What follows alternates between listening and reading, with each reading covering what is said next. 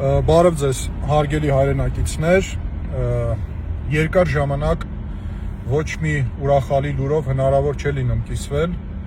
այսօր այդպիսին կա, Գարիկ Գալեյանը ազատության մեջ է, դուրս են գալիս պրոբացիայի ծառայությունից, որտեղ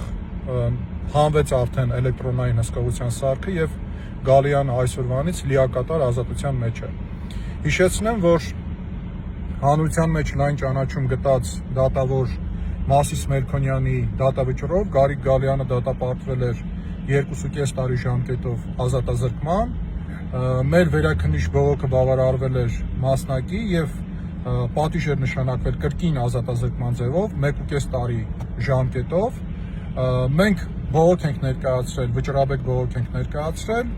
բողոքը դեռևս վճռաբեկ դատարանի տիրույթում է, պատասխան չունենք, բայց քանի որ Գարիկ Գալեյանը այս 1.5 տարվա ընթացքում գտնվում էր կալանքի տակ, սկզբում բանտային, իսկ այնուհետև տնային, իսկ լավ գիտեք, որ կալանքի, խափանամիջոց կալանքի 1 օրը հաշվարկվում է որպես ազատազրկման 1 օր, ուստի 1.5 տարին լրանալուց հետո խափանամիջոցի Գարիկ Գալեյանը այսօր ազատ արձակվեց։ Հիշեցնեմ, որ առիթ ունեցել եմ այդ մասին խոսելու, հիշեցնեմ, որ Գարիկ Գալեյանը առաջին մարդն էր, որ իր նկատմամբ ոչ մեծ և միջին ծանրության նման հանցանքների համար ազատազրկում էր նշանակվել դատարանի դատավճռով, մենք հարցում էինք արել և այդ ժամանակ այդ հոդվածներով քրեակատարողական հիմնարկներում պատիժ էր կրում ընդամենը 2 անձ, ընդ որում ինչպես հետագայում ճշտեցին, եթե չեմ սխալվում, մեկը կրկնահանցագործության համար էր դատապարտված,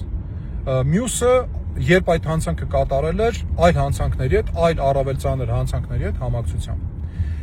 Հետևաբար Գարիկ Գալեյանը միակ մարդն էր, երբ առաջին անգամ այդ հանցանքը կատարելու պարագայում դատապարտվեց ազատազրկման։ Սա չլսված երևույթ էր։ Այնուամենայնիվ, ինչի հասավ պետությունը Գարիկ Գալեյանին 1.5 տարի ժամկետով ազատությունից զրկելով։ Փոխվեց արդյոք Գարիկ Գալեյանի նպատակը կամ Գարիկ Գալեյանի բաղթակից ծնողների նպատակները փոխվեցին արդյոք։ Երերաց արդյոք Գարիկ Գալեյանի կամքը կամ վճռականությունը, ամենևին։ Ինչպես Գարիկ Գալեյանը և նրա բաղթակից ծնողները շարունակել էին պայքարը, նույն ուժգնությամբ, նույն հաստատակամությամբ շարունակելու են և ես հանդիսանալով նրանցից շատերի պաշտպանը կարող եմ ասել, որ նրանց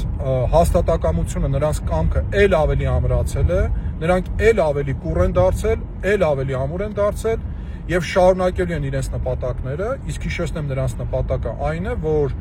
իրենց որդիների մահվան մեջ մեղավոր անձը, սպանության մեջ մեղավոր անձը ենթարկվի քրեական պատասխանատվության։ Ուրախ եմ և իմ այս ուրախությունը կիսում եմ բոլորիդ հետ, որ Գարիկ Գալեյանը ազատության մեջ կտոնի այս նոր տարին իր ընտանիքի հետ։